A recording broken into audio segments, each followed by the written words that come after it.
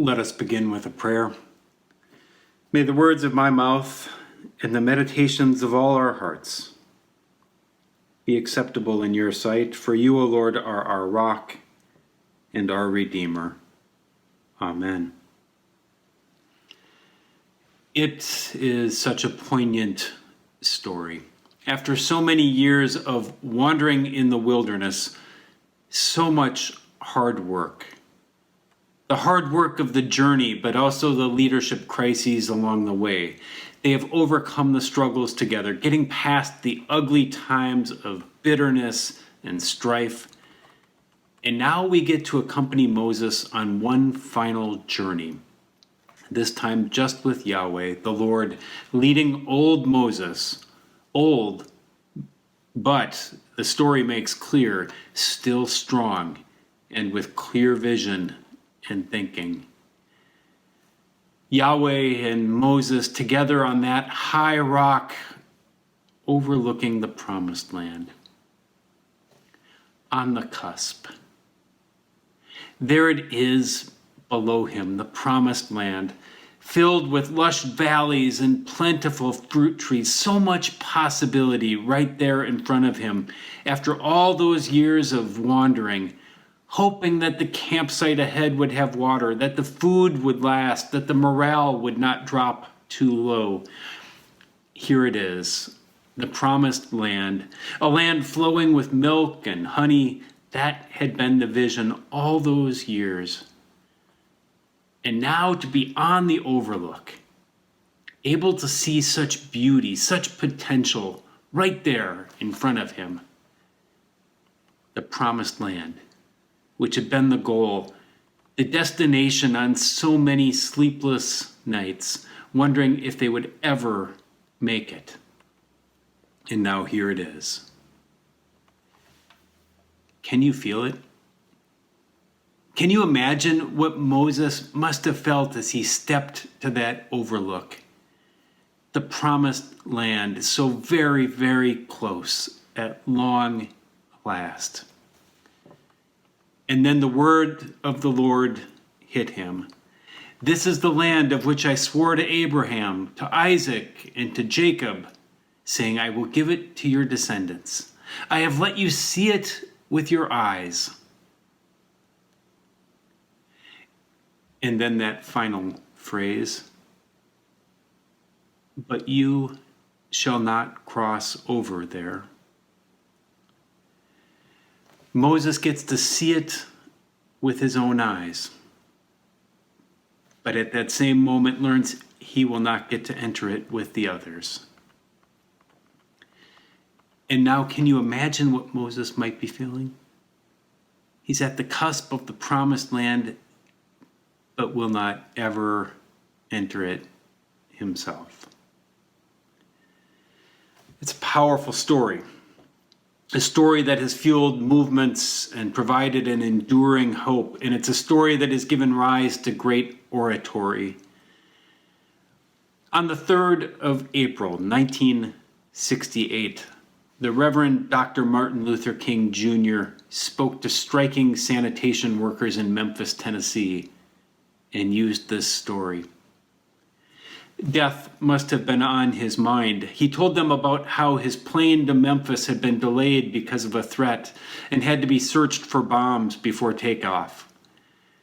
And he remembered how years earlier he'd been stabbed while at a book signing, and how doctors later told him that if he had sneezed, he would have died. And he talked about the progress he would have missed seeing if he would have sneezed. The successful campaigns to desegregate lunch counters, the Civil Rights Act, and the March on Selma, and so many moments of change that improved the lives of so many people and changed America. After encouraging the striking sanitation workers, providing inspiration to those standing with them, to those who saw in moments of great challenge the opportunity to make America still better, he closed with these words.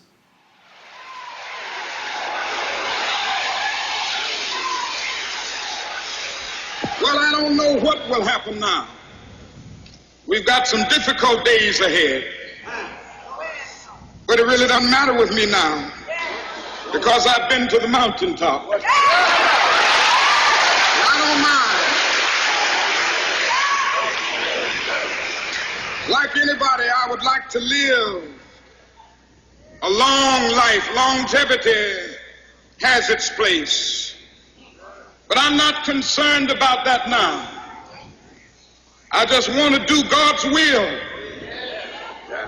And He's allowed me to go up to the mountain. And I've looked over and I've seen the promised land. I may not get there with you, but I want you to know tonight that we as a people will get to the promised land.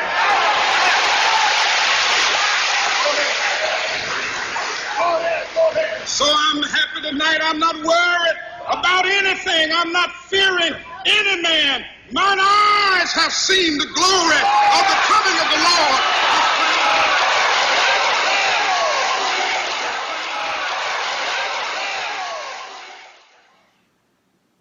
That was on April 3rd. The next day, Dr. King was assassinated outside his hotel room. But the movement would not die with him. But the people would continue to protest and work for justice and offer solidarity and care, and new leaders would rise up from within. While no one can argue that the promised land was ever fully reached in terms of racial equality and the end of racism in America, progress continued to be made. That long arc of history, while a bit too much of a pendulum for my liking, that long arc of history continues to bend toward justice. This fall, we've been looking at stories from the scriptures of people of faith enduring long, difficult struggles. These stories have offered hope for us in our time, allowing us to gain courage and strength and endurance. And now this story takes us to the cusp of the promised land. Moses would not get to enter it himself. Some journeys take more than a lifetime to complete. Last week, I heard about church members planting trees that they hoped would last long after they die. And I believe that our most important work will never be accomplished in one day. The journey of being faithful provides various overlooks, the ability to see into the future, even as we know that it won't be fully experienced by ourselves. While it can be tempting, we should avoid short-term thinking, looking for quick victories that will soon be forgotten, but instead to be like the Iroquois people who had a philosophy that the decisions we make today should result in a sustainable world 7 generations into the future.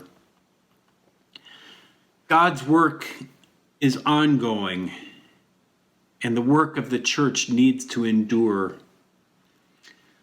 Sometimes I think of our work together as being like a stream. The water is flowing right now, and we will be in that stream for the portion of our time. But the water was flowing before we stepped in it, and the water will keep flowing long after we are gone. And yet, while we are in that stream, we must do our part and bring our talents to bear and work for good as long as we have strength and spirit. Or a different image offered by the author E.B. White, who wrote Charlotte's Web. This is a story about his wife Catherine, who is also an author.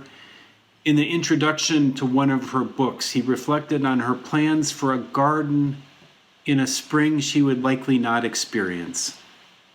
He wrote, "Armed with a diagram and a clipboard, Catherine would get into a shabby old Brooks raincoat, much too long for her, put on a little round wool hat, pull on a pair of overshoes, and proceed to the director's chair, a folding canvas thing that had been placed for her at the edge of the plot.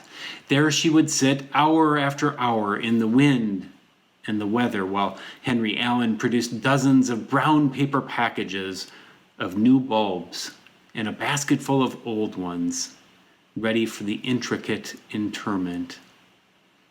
As the years went by and age overtook her, there was something comical yet touching in her bedraggled appearance on this awesome occasion. The small, hunched-over figure, her studied absorption in the implausible notion that there would be yet another spring, oblivious to the ending of her own days, which she knew perfectly well were at hand. Sitting there with her detailed chart under those dark skies in the dying October, calmly plotting the resurrection. So while it is our turn in the story, we keep planting trees. We keep planting seeds that will grow into a garden.